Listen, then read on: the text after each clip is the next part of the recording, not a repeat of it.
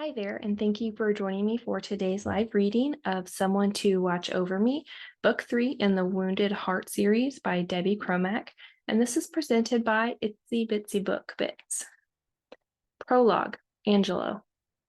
Watching someone you love get their heart broken time after time and not being able to take away their pain is crippling. Yet, this is exactly what I've chosen to do. When I was 10 years old, my dad shared with me a piece of life knowledge that I took to heart. He told me that your first love is never your last love. So now I suffer as I watch her get her heart broken and wait for the time to be right and for her to be ready for me. And through my suffering, I try to remember the joy that will come when she's finally ready. This is my plan and what I've chosen to endure because I've been in love with Lucia since the day she was born. One thing my dad didn't share with me is that plans can change in the blink of an eye, and nothing could have prepared me for the obliteration of my heart. Chapter 1, Angelo.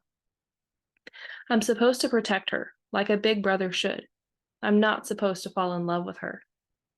I was 2 years old when I fell in love with Lucia Cipriani. I've known her since the day she was brought home from the hospital. Our parents are best friends. We've grown up just blocks apart, and our families spend a lot of time together on weekends and even vacation together sometimes. We've gone to the same schools our entire lives. Though she's 2 years behind me, she's always been smarter than me, just one of the things I admire about her. I've taken to being a big brother figure and watching out for her, which frustrates her sometimes. It's the role I've assumed. One, because I am protective of her. And two, because both our dads expect it of me, and they've told me so. She's so damn pretty, too, with a body any guy would masturbate to, including me, a fact she'll never find out about. Her physical appearance draws attention from a lot of guys, a lot of dirtbags. I graduate from UCLA in a couple weeks, and tonight's frat party is an epic celebration so far. Drinking with my friends, playing pool, and dancing sweaty bodies smashed against sweaty bodies in the dimly lit basement. The floor and walls vibrate to the pounding music as the stench of stale beer and pot wafts through the air. Then she walks in. My Lucia, but not mine. I didn't know she was coming. Though she's been here a lot, she's never come to a party. At least she's with her roommate slash best friend, Prisha. Neither of them are party girls. Quite the opposite, in fact. I wouldn't have had so much to drink if I knew I'd basically be on bodyguard duty tonight. The theme of the party is boxer shorts and lingerie. Seeing my white dress shirt on her now I know why she borrowed it. Thank God she's wearing it over her lingerie.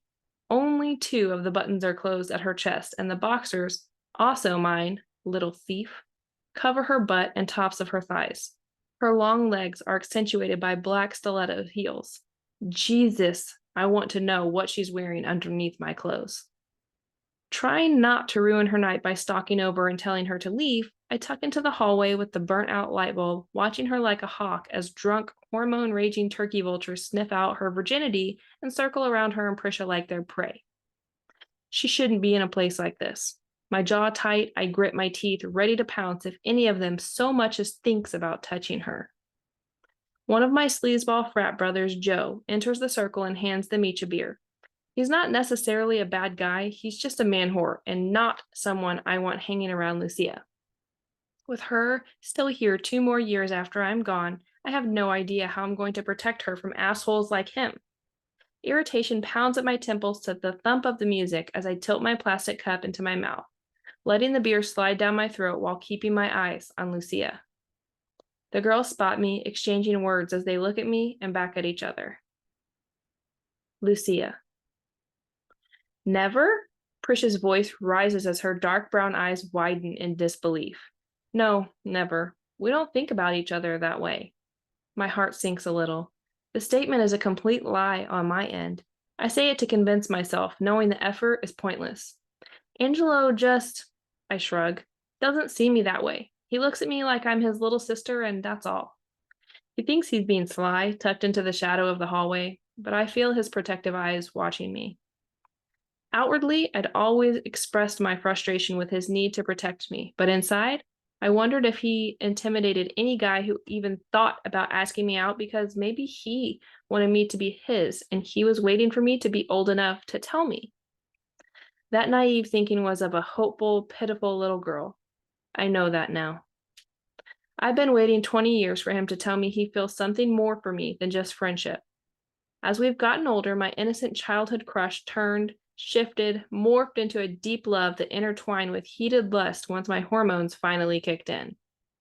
But as long as I've waited and hoped, there's never been any indication that he feels anything close to the need and desire I feel. It's painfully obvious that he doesn't feel the same way about me as I feel about him. Felt about him. Well, maybe it's time you show him you're not so little anymore. Damn. Brushing her ink black hair over her shoulder, she shamelessly rovs her eyes up and down his body of sculpted muscles that are accentuated by the dim lighting of the shadowy hallway. I know I'd be all over his fine ass. She snaps her fingers with a tilt of her head. Prisha. A laugh slips out of my numbing mouth. She's not the only girl who swoons over him. His dark Italian features and lean muscular body have always captured gawking glares from girls. Before we came to the party, Prisha and I had several glasses of wine followed by a few shots of chocolate cinnamon toast crunch, and the effects are kicking in. I briefly look over at Angelo, catching a glimpse of his perfect chest and abs hiding beneath his open black collared shirt. I've seen his body plenty through the years, and his dedication to working out since he came to college is evident in his mouth-watering physique. I'm serious. He's so damn hot. If you two didn't have this weird relationship, I'd get after what's behind those black boxers. She spouts a playful roaring sound, making me laugh. I don't see him with anyone. Swiveling her head from side to side, she continues the motion through her wiggling body. Let's just test him and see what happens. What do you mean? I ask, lifting my heels alternately from the sticky floor. I mean, she says, taking a gulp of her beer, then handing it to me to hold. Her eyes focus and twinkling with mischief. She unbuttons the 2 buttons on his shirt I'm wearing. Let's test him and see. She winks at me and opens the shirt a little. What are you doing? I don't think this is a good idea. Maybe we should go home, I say, sensing eyes surrounding me like a pack of wolves as my head grows dizzier. Not yet. I want you to walk over there and lean against the wall next to him. See what his reaction is. She cocks her head in his direction. I can tell you what his reaction will be. He'll cover me up and tell me to go the hell home. I know Angelo. When he looks at me, he sees a 10-year-old girl with pigtails, not a fully developed woman. It's a truth I've cried about many a night. It took a long time, but I finally let go of my crush on him when he came to college. At least that's what I keep telling myself. Go on, she says, nudging me. I'll be watching and I'll tell you what I see. I sigh and decide to appease her so she'll let it go. Tossing back the rest of my beer, I hand her both of our cups. Though it's pointless, I turn and start walking toward him. His dark hair is a little longer on top and perfectly disheveled. The scruff dusting across his jaw is hours past a 5 o'clock shadow, making him even sexier. Each step toward him sends sensations through me that I shouldn't be feeling, but can't stop. His gaze travels up my body and I practically hear his thoughts. Put some clothes on and go home. When his brown eyes lock onto mine, they level me, sending butterflies flitting in my stomach. Angelo. Lord have mercy on me. She's a tall, straight shot of silky smooth tequila. Every step of her heels onto the concrete floor sends a shock straight to my balls. As I watch her beautiful breasts bounce behind her black lace bra, I'm wishing I was wearing jeans instead of boxer shorts. Think of disgusting shit. This isn't quite your scene, I say as she approaches me. Didn't expect to see you here. Resting my arm on the wall, I try not to seem as drunk as I am. She leans her back against the wall, standing close to me. Prisha and I were bored. I couldn't study anymore. We knew you guys were having a party, so we thought we'd stop by. I turn myself to face her, trying to block the view of her hot body from ogling testosterone-filled, thirsty glares and put my palms on the wall on either side of her. You had to pick the boxer shorts and lingerie party to come to, huh? It's taking all my willpower not to glance down at her full, succulent breasts. Instead, I bore my gaze into her hazelnut eyes. Yeah? Why? She asks, her tone bordering belligerence. I fucking cave, glancing down at her breast, then forcing my eyes to return to hers. Do you want a sweatshirt from my room? It comes out more like a command than an actual question that would imply she has a choice. I'm not trying to be an asshole. I'm simply trying to prevent her goddess-like body from being visually defiled by every guy in the room. Her eyes darken, darting back and forth between mine as I take a deep, heavy breath, trying not to visually defile her myself. She heaves a disgruntled sigh. You can't protect me from everyone forever, she says. A hint of venom rides her tongue as her eyebrow raises, and she sasses her head from side to side. I lower my face inches from hers. Want to bet? Provoking her, I raise an eyebrow right back at her. It's rare for her to drink much, and I can tell she's had plenty. Shit, if her sassiness isn't turning up the heat of the air between us. A line dents her brow as her chest rises and falls with hot breaths that sweep across my lips.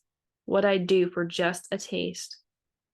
She's a wicked temptation who's becoming harder to resist. Fuck, get a grip on your drunk ass.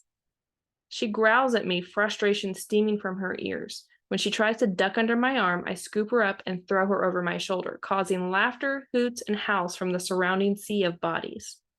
With eyes on us, I start walking up the stairs as she pounds on my back, yelling, "Put me down!" So feisty. I head straight for my room, close the door, and put her on her feet, holding her until she's steady in her heels. What's wrong with you? She shouts. No guy on this entire campus will come near me because of you. Eyes squinched together and pointing her finger into my bare chest, she takes a step toward me like she's ready to rumble, and it's so damn cute. You're not my brother, and you're not my boyfriend. I can't tell if her voice is laced with anger or hurt, or both. Then she softens. You're my best friend, Ange. Her yearning eyes are killing me. I say nothing. Hunger boils my blood. It's taking every ounce of restraint to not throw her sexy ass on my bed and put my mouth on every part of her body I've wanted to taste for as long as I can remember. I keep my secret hidden under layers of steel. I can't let her know until the time is right. Throwing both arms in the air, she growls again and tries to get past me. I reach out my arm and stop her, pinning her against the wall. Startled, she looks up at me from between my arms. So fucking beautiful. Her long, dark waves hug the sides of her luscious breasts as her eyes spit daggers at me from beneath thick lashes. We stare at each other, breathing the same air, the dulled pounding of music filling our ears. Why do you put me on this pedestal so no one can reach me? Her feistiness shifts to confusion, grasping for answers. Answers I'm not willing to confess. She belongs on a pedestal. There's not a single guy on this campus, or anywhere for that matter, who's worthy of her. None of the guys you pick are good enough for you. Fury returns to her as she puts her hands on my chest and pushes me away. No one is, Angelo, according to you. Who is good enough for me? She blasts, getting up in my face, glaring at me. You? The question smashes me in the face. Nope, not even me. My heart, fists in my chest, pounding. I step back to prevent myself from grabbing her and kissing her. You've had too much to drink. I'm not letting you go down there, dressed like this and drunk. She slams her arms by her sides. You can't stop me, she fumes, making another attempt to leave. Without much effort, I grab her again and toss her onto my bed. You'll stay here tonight so I can look after you. I'm not letting you near those vultures. Take off your shoes and get under the covers. She squints her eyes, resigning to the fact that she's lost this battle. You're infuriating. You know that? Standing up, she starts taking off my boxers. I quickly look away, wanting to watch every move she makes as she takes my clothes off of her body. Listening for the sound of my sheets, I wait. Trying to distract myself from picturing her, I stare at the painting of the flaming guitar on my wall. Dad gave it to me on my 13th birthday. It's my favorite piece of art. And it also a reminder that I'll never be anywhere near as musically talented as him. Are you in? I'm in, bully. I take off my shirt and shoes and shut off the light before getting into the bed, turning my back to her, wanting to do the exact opposite and knowing that's a bad idea. She's been in my bed plenty of times, usually crying on my chest about some jerk who stood her up or getting a B on an exam. This is uncomfortably different. I've never been drunk with my self-control compromised. Her soft hand is on my shoulder, tugging me. I lay on my back, gazing at her beautiful moonlight-kissed face, restraining myself and trying to ignore the flames licking my dick. Give me willpower. I'm sorry, she makes a pout with her lips. I am drunk. I shouldn't have come here. But Ange, you're not going to be here next year to protect me from the vultures. You have to let me stand on my own 2 feet and trust that I can take care of myself when you're not here. Not being near her and not knowing what's happening in her daily life is going to kill me. It's not her I don't trust. It's asshole guys who only see her beautiful face and want her body. She thinks they like her, she falls for them, then they show her true colors when she won't let them fuck her, and she's left brokenhearted. Watching her hurt tears me up. I blow a puff of air and roll my eyes up. It's going to be hard not being here and wondering if you're okay. The thought's been plaguing me for months. Agitation tightens my chest at how helpless I'm going to feel. Will you do me a favor? The sweetness of her voice is an elixir, a drug of temptation that gives me a rush like nothing else. Anything. I would literally do anything for this girl. She lifts up, then throws her leg over me and sits up, straddling me. My shirt slides off one of her shoulders as she rests her hands on my stomach, heating my skin with her touch. Holy fuck. Lust shrieks through my body. Desire pounds, relentless, matching the thumping of the music filtering up from the basement. I can't stop my dick from hardening. Resisting the urge to grab her hips, I grab my pillow above my head, sinking my fingers deep into the stuffing. Will you make love to me? The purity in her eyes stabs my heart. Anything except this. What? The fuck? I clench my hands harder into the pillow as tension burns in every muscle. I've only fantasized it 1,000,000 times. Here she is, asking me to do it. The truth is, I've always wanted to be her first. But no, I'm holding out to be her last. And we're not doing it like this, not with her drunk and not in a frat house. I know you've had sex with other girls already. A tug at the corner of her delicious mouth rides the line of fear and seduction. Lucia, fucking no. It flies out with an edge of anger I wasn't able to filter in my hazy head. A mix of confusion and craving twists inside me as hot blood swarms my veins. I swivel my head once to each side, reinforcing my clipped words. She winces, shattering me. Why? Am I not pretty enough or sexy enough or good enough? Those pained hazelnut doe eyes search mine frantically. Instinct rushes my hands to her hips and I grip tightly. Stop it. Don't say that. She's all of those and so much more. She's fucking perfection. Please, Ange, I don't want my first time to be with some guy I barely know. I want it to be with someone I trust, someone I know won't hurt me or my heart. Her pleading eyes test my willpower, tempting me. Naive seductress, she's devastation drenched in innocence. My best friend is sitting on top of me as my uncontrollable hard-on presses against the thin-lace fabric of the panties covering her virgin lips, and she's begging for me to fuck her. This girl is going to destroy me someday.